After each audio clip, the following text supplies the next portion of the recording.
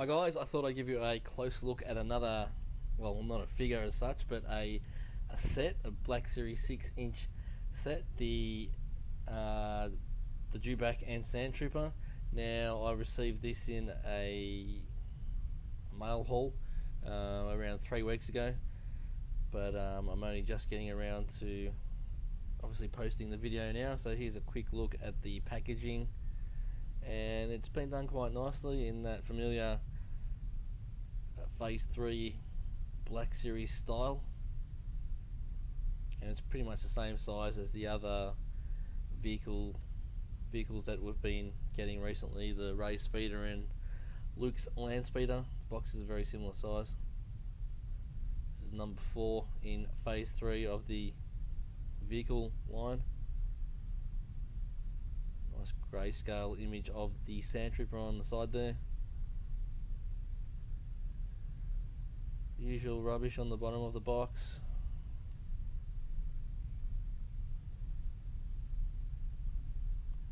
And on the back, a description of the Sandtrooper, and just a few images of the included figure and, in inverted commas, vehicle.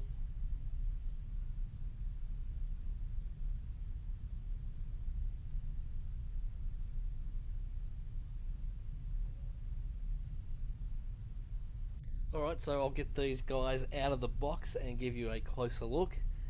And I had previously received a couple of these Sandtroopers loose. I was able to find them, a seller selling them loose. So I've already had a good look at these Sandtroopers, and there is the backpack. As far as I know, it is exactly the same as what was originally released with the original Sandtrooper.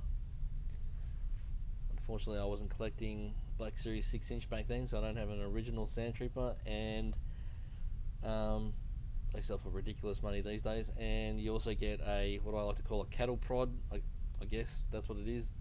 Sort of allows the Sandtrooper to control the Dewback a little bit, and then you get a DLT-19 heavy blaster rifle, which looks pretty cool. We've all seen them before, and it's not painted or anything like that. And then the Sandtrooper, like I said, I already picked up a couple of these loose, and it's pretty nice. It's sort of cast in a sort of an off-white plastic, as opposed to the regular Stormtroopers, which are cast in more of a pure white plastic. You can see the weathering on the front there. There isn't any weathering on the back. I can only assume that, apart from cost cutting, it was because Hasbro thought he'd be wearing his backpack and sitting down, so you wouldn't see it anyway. He's got the grey shoulder pauldron, which I don't believe any of them in the movie actually have a grey shoulder pauldron. I think it's either white, black, or orange. So give me a second, I'll get the Dewback out. Alright, so as you can see, there is some minor assembly required, and we'll take a look at the saddle, the Dewback saddle first. And it's been done really nicely. I really like it. It's got the sort of leathery look to the plastic, the side pouches there. Nice texture to them, a bit of paint on top, nice sculpt in that, I can't think what you call that there, at the front of the saddle.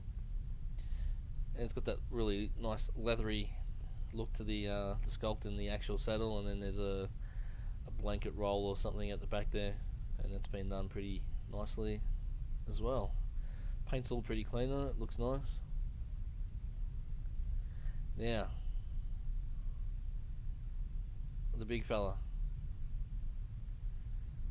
I like it. It's got a real reptilian, lizardy look to the skin there, especially around the mouth, which, as you can see, is articulated. You've probably already seen this before, but anyway, this is my thoughts on this set. The tongue inside the mouth is actually articulated as well, and that has been painted really, really, really well.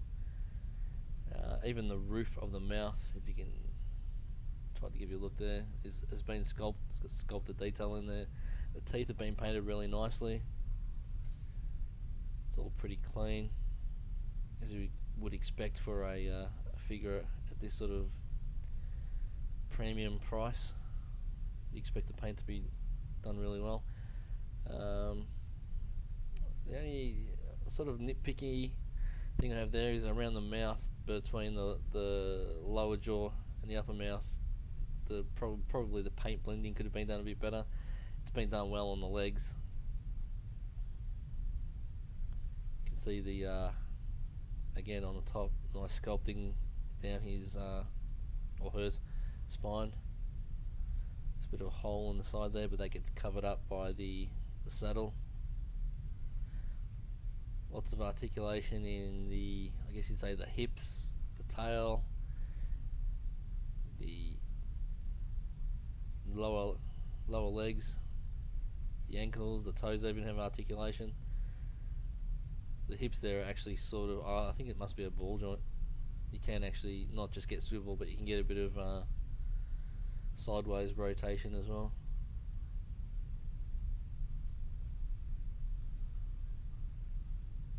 So it's really cool.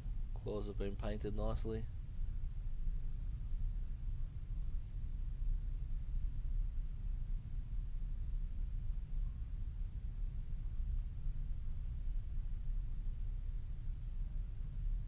It's really nice.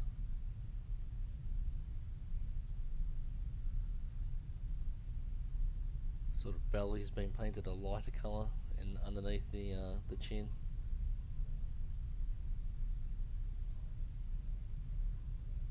And it works pretty well. The paint, for the most part, has been blended pretty nicely. Just aside from that area around the jaw that I mentioned earlier, and then the saddle just plugs into that slot on the back.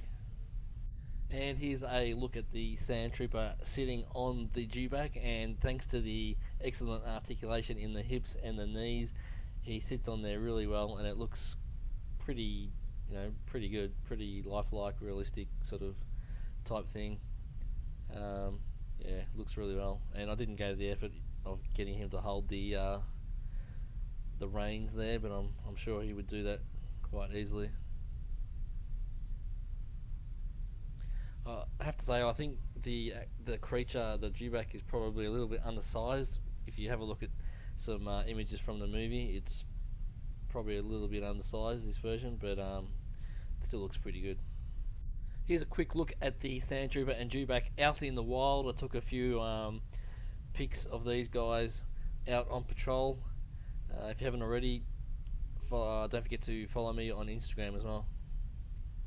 Alright, that's about it for this video. So that was the Black Series 6-inch Dewback and Sandtrooper. I think the Dewback is probably a little bit undersized. The Sandtrooper, the weathering could have been done a bit better on that, but I'm still pretty happy with this set, and it's a nice addition to my collection. Alright guys, let me know in the comments down below what you think. Have you already bought this? What do you think of it if you have? If you haven't, are you planning on buying it? I'd love to hear what you guys think. Don't forget to subscribe to the channel if you have not already. Thanks for watching, and may the force be with you.